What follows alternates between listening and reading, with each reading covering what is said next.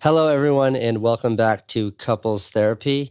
This is a very special / terrible episode because Candice and I are about 7,000 miles apart.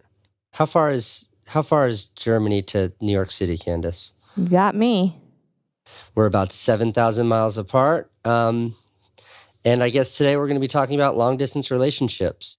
Candice and Casey's podcast. They're doing couples therapy. So, Candice, what's happening in New York while I'm away? It's gorgeous outside. Tell me. Beautiful, not a cloud in the sky, like 75 degrees. Ugh. Yeah, it's really nice. It's always nice when I leave.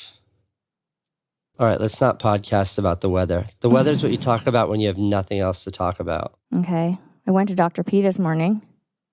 Dr. P is Candice's therapist. What'd she have to say? Wait, did you talk to her about me being away?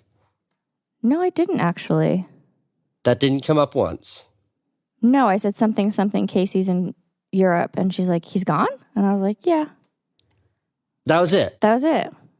So she wasn't upset and you weren't upset that I was away? Not in therapy. I had other fish to fry. Well, let's start by letting everyone know. I'm in Europe right now, so I'm actually in Dusseldorf, and I fly back to New York City tomorrow, but I've been gone for, 5 days now? 6 days? Something like that. I left on Sunday, and today is Thursday, and this is probably the longest I've been away, certainly in 2018, right? Yeah. But it's not that you were gone. The issue is that you were supposed to come back today. I was supposed to come back today. And then today you tell me you're not coming back till tomorrow. Now, most people would be like, oh, I mean, what's the big difference? 24 hours, who cares? Like, why pout about it? But it means this podcast is pushed and you're pushing me to come, and I missed work to come down here. And then Francine has been counting down the nights. Every night she's like, 3 more sleeps, 2 more sleeps. And she's doing the math by herself, which is really weird. And last night, she's like, 1 more sleep. Daddy's coming home tomorrow. Jumping around the house. Yay, we're jumping. Daddy's coming home. And guess who's going to have to fucking break the little girl's heart tonight? And be like, guess what? Your father's not coming home. Well, Me. I appreciate you being so gentle about it so I don't feel guilty. You have a way with words, honey. Yeah, but I'm not as bad as I was before. No, I know. And honestly, in your defense, and me being the villain in this situation, the bad part isn't even that I told you today that I'm going to be a day late. The bad part is that I've known for 2 days that I'm going to be a day late, and I didn't tell you till today. I'm sorry. Why would you do that? Because I knew you'd be mad, and I just didn't want to have you be mad at me. And I thought, why be mad at me today when she can just be mad at me tomorrow? Is that terrible? Well, you're probably right about that just because you know me. Because instead of me seething for 2 days, I'm now only upset for 1 because it's like, okay, well, fine. It's only 24 hours till he gets home. But you knew you did wrong. I did know I did wrong. So I'm making a documentary about Shawn Mendes, who's a musician. And it's tricky because he's sort of on tour. He's like running around Europe doing promotions for his new album. So I have to chase him around and try to make a doc. But that's why it's been 6 days or 5 days. And that's why I need 1 more day, is because it's just, it's like a really kind of manic production schedule. Mm-hmm. But honey, this year has been like the least travel that I've done in the last 5 years. That's why I can't get mad. Because it's like you really are making an effort, so I can't be upset. If you didn't care, I would be upset. And what I really wanted to talk about on couples therapy this week was the fact that my traveling and us being apart from one another was such an enormous point of contention, I think, for the entirety of our relationship. Especially when I was at MIT, when I was living in Cambridge and you were living in New York City. I mean, just after we got married. Mm-hmm. That I'm still mad about. We're supposed to discuss it. This is couples therapy. Yeah, well, you can't let me give the background. So, well, don't use this as an opportunity just to tear me to pieces. I'm not. I'm just going to give the very fair, Okay. this is your side, and this is what you thought, and this is what I thought. Okay. Why don't you just focus on what you thought, and then I can talk about what I thought. Okay, I get pregnant Okay, you go super first. super quick, right? So we had only been married 3 months before I found out I was pregnant, which means it was like really fast. I was terrified of being pregnant, right? Which you were not sensitive about at all. You were like, why are you being such a baby? And I'm like, I'm scared of my whole life changing. Easy. I'm giving my side. You can give your side. Okay. You made me feel like I was being a baby and selfish for like being unsure about whether I was ready to have a child or not. And then you had already been accepted to this really amazing, once in a lifetime, prestigious opportunity, which was to be a fellow at the MIT Media Lab, which is a huge deal. And you were so excited about it. But the problem is, for the entire first trimester, and I was sick, I was nauseous, I was alone, I don't have family in New York, none of my friends had kids, I didn't have, Roy couldn't come over and, rub my head when I was puking at night. And every time I called you to, literally bawling my eyes out, being like, I can't do this, you would react with, you're being really selfish. This is a big opportunity for me, and why are you making me feel bad? Honey, you're really vilifying me here. That's what it was. And then the crazy thing is, a year later, you still would be like, I'm still upset that you never came to visit me in Boston. I'm like, oh, I'm sorry that I couldn't lift my head up off the couch. Anyway, so why don't you tell your story? All right. Well, it was definitely, you had a super gnarly first trimester. And I have to say, now that we have Francine and I understand that stuff, I think a little bit better. I'm super quick to acknowledge just how, you were sick every single day. It was really, really bad. But I think the difference with that is you make it sound like I was really apathetic, like I didn't care. And it wasn't that I didn't care about you being sick.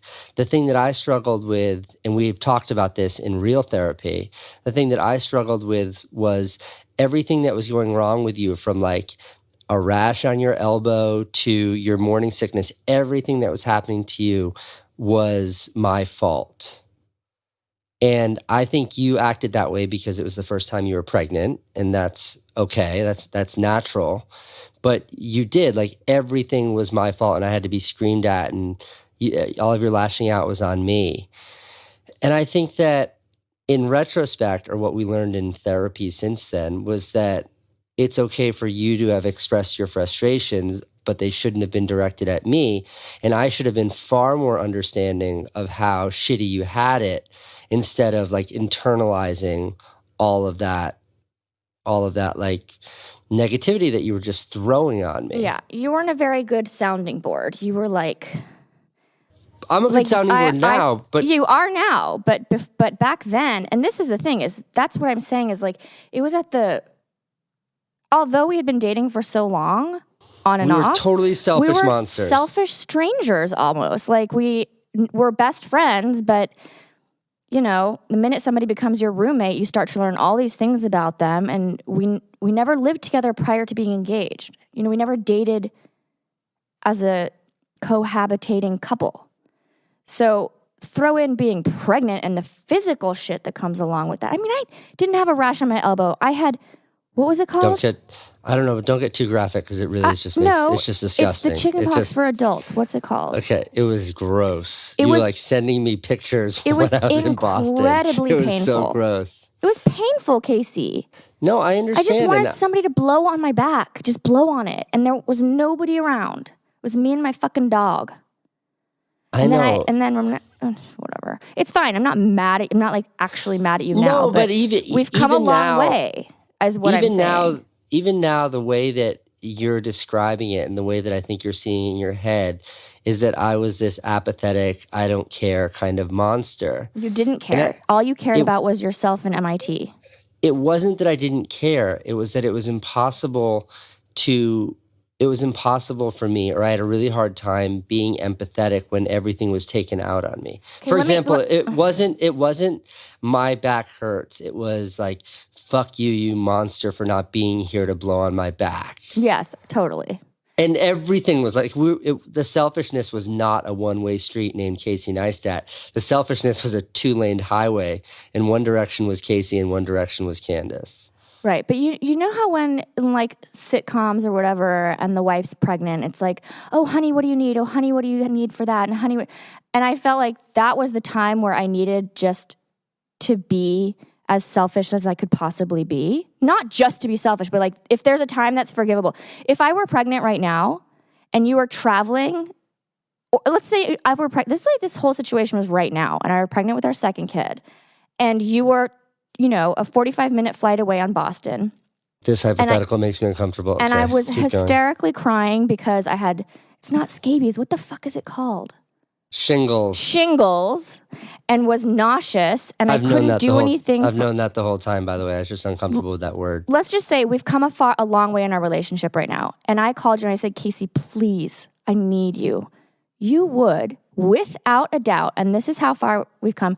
I also shouldn't keep saying this is how far we've come because it sounds repetitive, but you would, no doubt in my mind, that Casey Neistat right now would get on a plane and be like, guys, I'm so sorry. I have to go to my wife. She needs me. Back then, there was no way. Yeah. We hadn't adapted to each other yet. That represents how far we've both come. Yeah. Agreed. You know, because right now if you had a crazy rash and everything hurt or you were sick, you wouldn't be like, screw you, you monster. How dare you? I hate you. No. You'd be like, Casey, help me. Yeah. And that's what you were like back then. Yeah, you're right. And it was like just to unpack the selfishness a little bit, like it was like the crowning achievement of my entire professional life being invited to MIT. Yep. And I think the way that you like rebelled, or the way that you punished me for me not being more empathetic towards you, or me not being there, was you being very like blasé and not giving a shit about this huge achievement. So that muddied the waters too. Like that made it even harder for me to appreciate how tough of a time you were having, because it was like, why isn't she showing me any like this is a big deal for me. Why isn't she being more supportive? I mean, we basically just were in a really bad place for the first year of our marriage. We hated each other. God, I was like it's not exaggeration. Like I love you and I loved you then, but I love you way more now than I loved you then. But Candice, even if we zoom out from that year, the years prior, except for like the month of loveliness around when I proposed to you, like the years prior, we were at constantly at one another's throats. Totally. And when we got married, that didn't change. Nope. It just meant we were trying to live together. You were sick and pregnant, and I was 4 states away. Yep. But I will say, no matter what you're working through in a relationship, if there's distance between the two of you, it exasperates any frustrations you're having. And I say that generically. That's not a Casey Candice situation. I don't know how anyone deals with having real distance, because when you have to resolve problems and there's space between two people, that's an incredibly difficult thing to overcome.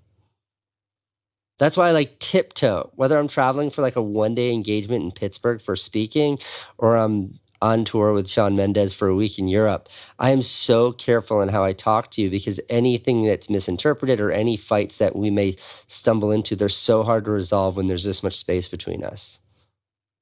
Hey, I thought of something funny yesterday when I was thinking about couples therapy. What? Imago. Oh my God. Do you remember that? That was so fun / the weirdest, most forced experience ever. So when Casey and I eloped the first time, and my mom was like, "Wait, give a date. 2000 May 31st, May 25th, 2005." Okay, we had known each other for a month. Fell madly in love. Yeah. And I was like, Candice, let's get married because this is it forever. And we did, and her parents flipped out. And that was like when Candice says when we eloped, that was it. This wasn't when we actually got married. This was like two idiots doing something stupid that we then annulled and then properly got married 8 years later. Okay, back to your story. So my mom thought, well, since these guys don't know each other that well, I'm going to sign them up for some like couple retreat in the Catskills so that like they can get a jump start on like emotional bonding, which was the worst idea that could have happened because Didn't Casey, your parents do this same? my parents had just done it. And so she was like all into it and like, you have to do it. And I'm like, Mom, we're not like middle-aged and somebody cheated on each other. It's like we're getting... What's that show on Netflix about the cult in the Midwest? Wild Country? West. Wild Country. Well, yeah. Okay, so this program that Candice isn't doing a very good job of describing that her parents sent us to is like a weird cult kind of like sit in a circle, follow these rules. It's not like going to a counselor who talks you through your marriage. It was No, there were probably 10 couples, and it took place in this other couples who were like lead therapists, who were like Imago qualified therapists. I can't believe you remember the name.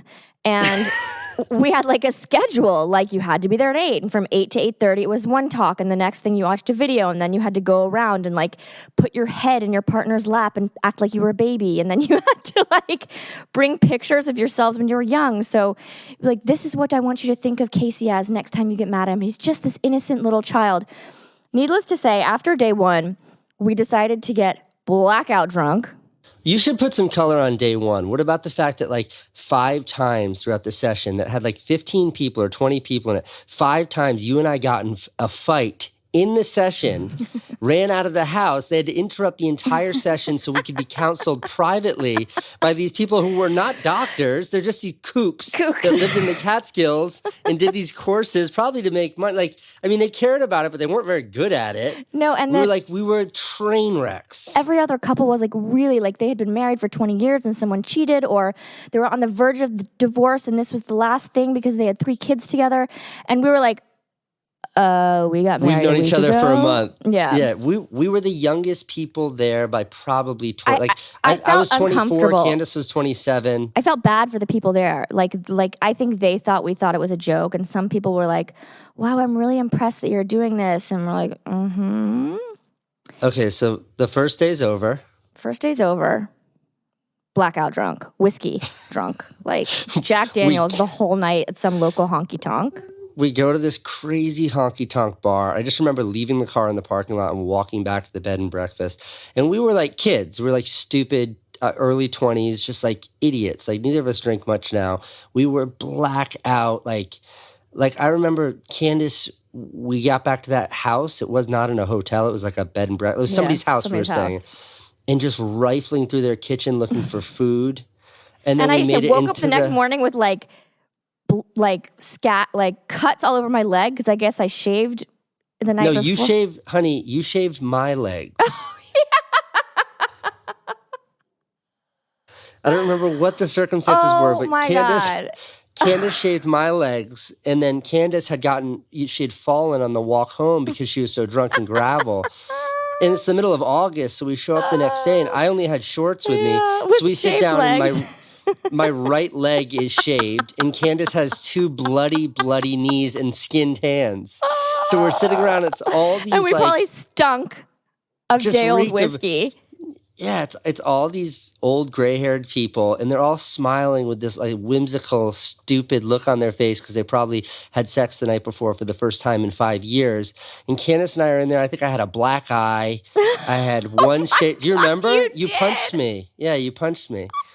Not a domestic violence situation, boys and girls. I'm sure it was like I bet you can't give me a black eye sort of thing. So we're sitting there. I've got a black eye, a shaved leg, and you have bloody hands and knees. Oh my God. And we just reeked of whiskey.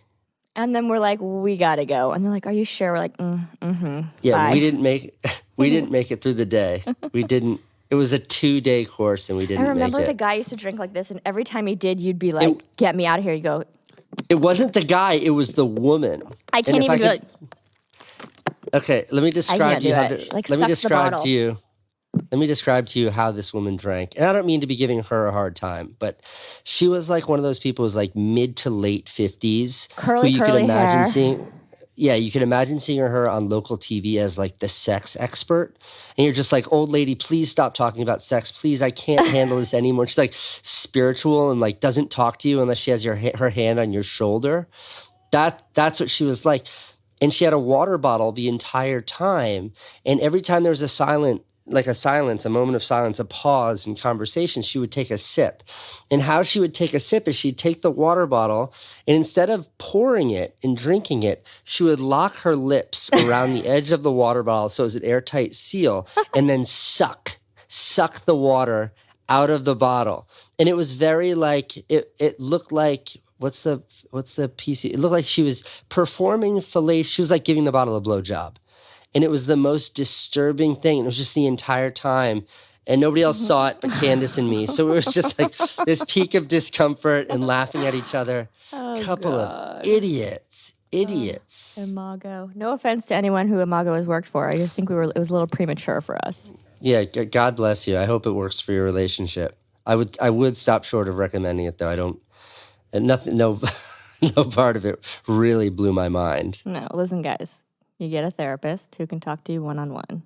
Because some guidebook that somebody trains with and then tries to teach you those lessons just is not going to work. So, when did I ask you about a therapist? Last week, honey? Yeah, I have the names of two. So, I've never seen a therapist on my own. I go with Candice to Dr. P, who's more her therapist, and Dr. P sort of helps us. But I've kind of been in the midst of Freak Out City, oddly enough, not with anything personally, just with like trying to figure out my own priorities, like a lot of weird existential shit. And I think because of this podcast and reading like all of the comments it stirred up around mental health, for the first time ever, I kind of want what I really want is like a business advisor, but what I think I really need is an actual therapist. So, well, I haven't done it yet, but I'm thinking about it. Do you have advice for me, honey? Shocker. Why do you say that? Because you were so because I'll tell you why. Anti is not fair. I was never against it. No, but you were very suspicious of anybody who needed help, who couldn't do it on their own. Like you're since I met you, you're so positive and upbeat and like just do it. Like you just do it. Just make it happen. If something's not working, then you figure out how to fix it and you fix it and you move on. And I think the older you get, I mean, that's very good advice, right? Like just do it. But then there is a time there are times in your life where self-motivation isn't enough and you get a little bit confused. And I think you're kind of there. You have a lot going on. I think you just need to hash it out with someone who's not me. I've never felt so confused. Yeah. And confusion causes anxiety, and anxiety can cause you to feel blue. Yeah, it's manifesting in weird ways. Let me break it down. It's like I have all of these gigantic priorities right now in my career. And this isn't a complaint, but as you sort of progress in your career, you find more and more success, which I'm very fortunate to have done. You get more and more opportunities. And I think because when I was young, I struggled so much and I had no opportunity, I would jump at anything. Like I'd make movies for free, I'd direct commercials, any opportunity I would seize, that I've sort of conditioned myself to embrace every opportunity and never say no. And now, to use a Gary Vaynerchuk word or term, I'm like drowning in a tidal wave of opportunities and I just keep saying yes. And then there's this other weird thing, which like a 20-year-old Casey could never imagine. Like, all I really want to do is be home with Candice and baby and make videos. So, like, I need someone smarter than me to tell me it's okay to say no. I need someone smarter than me to tell me, like, it's okay to prioritize things and to say no to opportunities and pass things over to give more time and more focus to the things that matter. That sounds so naive and like it's not naive. Platitudinal. It's like, no. It's a big problem with you. You do say yes to everything. I mean, even with like speaking engagements, you talk to me about it and you're like, I just feel irresponsible not taking it and it's an opportunity. And I'm like, yes, but then you're miserable and you're flying again and you call me from wherever you are and you're like, I just want to be home. And, you know, you enjoy the speaking part, but there's 1 or 2 days before and 1 or 2 days after that's taking over your life. And you have to decide, if you want to say yes or no. But in any case, what can we talk about a personal assistant? Why can't you just suck it up and get one? Well, Or it's not a hard. personal assistant, like someone who can make the intelligent choices for like what emails get passed on to you. I see you sitting there with 3,000 emails every night, and I'm like, what are you even doing? You shouldn't even be, half the people shouldn't even have access to your email. I know. Given he's 19, and I generally avoid advice from 19-year-olds, but Sean does not do email, and I had him break it down for me, and I think he's got it right. I think if I could get email out of my life, that would do a lot. I just don't, I'm just a control freak. I don't trust anybody. Okay. So, Dr. P actually today talked to me about me being a control freak at work. And she's like, what's your frustration at work? I said, it's just not moving fast enough. And like, I don't want to be overambitious. That's not who I am. But at the same time, like some things take too long and it's frustrating. She's like, what's slowing it down? And she had me break it down. It's because I couldn't let go. I didn't want anyone to make any mistakes. And that's just like, you won't grow unless you let go in your world and in my world. What's the worst that can happen? An email slips through? You know what? One thing though, maybe we should shelve this for next week because this is a bigger conversation. I gotta get out of here. The tour bus is going to leave without me. But I've gotten much, much more comfortable with kind of being a jerk. Like, I don't know if you remember, but it used to be a big concern of mine that like everybody likes me. And that's a lot of effort and a lot of energy and a lot of superficiality. And I think in the last couple of years, I've just been like, I just don't care. Like the people that I care about and the people that I love, I know that I'm a good person towards. Yes, but Casey, I'm sorry because you're rambling. I see where you're going with this. And the point is that you're in a position where you don't have to be the jerk. Someone can be the jerk for you. I don't know how long we've been recording for, but I do have some questions from the voicemails. Honey, you might have to do this without me. I mean, I have to go. All right, boys and girls, Candice is going to handle the Q&A this week. I'm curious what she's going to say. It's going to make me listen because I have to leave or I'm going to be stuck in Dusseldorf for another day. Honey, I miss you and I'll see you very soon. Okay, love you. Will I see you soon? Well, if I can get off this podcast, I got to get in this. I got to get out of here. Okay, just try to make it home before everyone's asleep tomorrow. All right, good luck answering these questions. Okay, bye, ciao. honey. Bye. Okay, so we have some questions, and I'm a little nervous to do this all by myself, but Jared asks the following. Hey, Candice. Hey, Casey. Jared here. I know that even though you guys argue sometimes about your careers, you're definitely very supportive of each other and you want each other to succeed. It's something very admirable. But my question is, have either of you in your relationship or previous relationships attempted to deter the other's pursuit of success or had that happen to you? Thanks, guys. Really love the show. Hey, Jared. No, and I think if I were dating, married, or even friends with someone who attempted to deter my pursuit of success, I would drop them like a hot motherfucking potato. Hi, my name is Elliot from Knoxville, Tennessee, and this is actually a question for Candice. Candice, Casey has always talked about in his vlogs how he had, kind of a grand vision for himself. Maybe he didn't know exactly what that was, but he always expected very much of himself. When you guys got together, did you have that kind of a vision for him and for yourself and for you guys together? Or were you just kind of winging it? I think me and a lot of people are kind of curious. Thank you.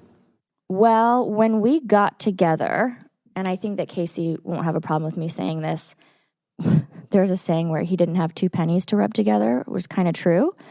But that didn't ever bother me. I always knew that Casey had ambition, and whether that meant like financial security didn't really matter to me. All I cared about was that he had passion about what he was doing and that he wanted to be the best at whatever it was he did. So, yeah, I recognized that immediately. And that's actually one of the reasons I was mostly attracted to him. I found it really hard when I was dating to find anybody that could match his ambition. And that's super sexy. So I supported him, and I trusted that he would be able to do whatever he put his mind to. Hi, Candice and Casey. I have a question for you after episode 3. You mentioned that before Francine, Candice was a spoiled brat who threw tantrum and got babied by people around her. And Casey was a heartbreaker who always walked away when things got hard. So, at the time, what was it about each other that made you guys stay together, or at least always came back to each other throughout all these years? I mean, besides the fact that we were incredibly physically attracted to each other, which is always a good reason when you're in your 20s to get back together with somebody, but I wish Casey was here to answer this too, but for me it was like, I think he shares this sentiment a little bit, but we just both wanted to crack the other one. Like, I knew I could crack him. I just didn't know how long it was going to take. And he knew he could crack me, and he didn't know how long it was going to take. So I was spoiled, but I think he knew that he could break through that. And he was a heartbreaker, but I sort of always knew that he wouldn't be one forever. And that ultimately, at some point in our life, we would find each other at the right time, when the time would be right for both of us. And I don't think either of us wanted to give up because, I don't know, there was just, my sister always says that our stars were aligned somehow, and there was just no way we weren't ever going to end up back together. And that's what she would say to me when I would call her bawling every time we grew up. She's like, Candice, come on. One day you guys are going to get married. One day you're going to be together. So just, chill. Hi, this is Anna from Germany, and I was wondering, since a lot of people say that, especially in your 20s, while you're still trying to figure out what you want in your career and in life, and you have both worked really hard on your respective careers, do you think that if you two had stayed together from the first time you got together and you never broke up in between, do you think that that would have been beneficial to each of you pursuing your goals and to your personal growth, or do you think it would have actually hindered it in some way? And were your careers ever in some way a reason or a cause for a breakup? Definitely a hindrance. I think that time apart from each other allowed us to focus on ourselves. And when we did break up, the best way to deal with a breakup is to throw yourself into your work. So you don't think about relationships, you don't think about the boy or the girl. And I think it really pushed us, it forced us to only think about work. And if we had only been googly-eyed for each other for 8 years, I don't think that either of us would have been where we are today. Hey, Candice and Casey, who's a better cook? Oof, that's a tough one. Casey's like a short order cook. Like, he can make pancakes and eggs and stuff, but the minute he tries to get fancy, we have a joke where he's like, I'm going to put a little bit of raisins in your smoothie, or I'm going to put some paprika in your oatmeal. He just destroys it. And me, I just let him do what he wants to do. I'm not a very good cook. Well, that was short because it was just me, and we didn't have Casey jibber-jabbering for 60 to 70 to 80% of the response. But don't forget to subscribe on Apple Podcasts, Anchor, Spotify, or anywhere else you listen to podcasts.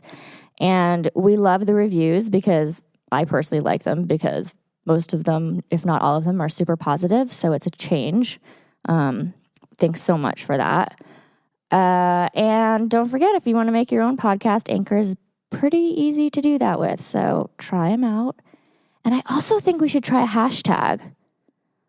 I'm scared to commit, but maybe just hashtag couples therapy, and we can blow all the other people that use couples therapy hashtag out of the water. Can try it out. Okay. Bye.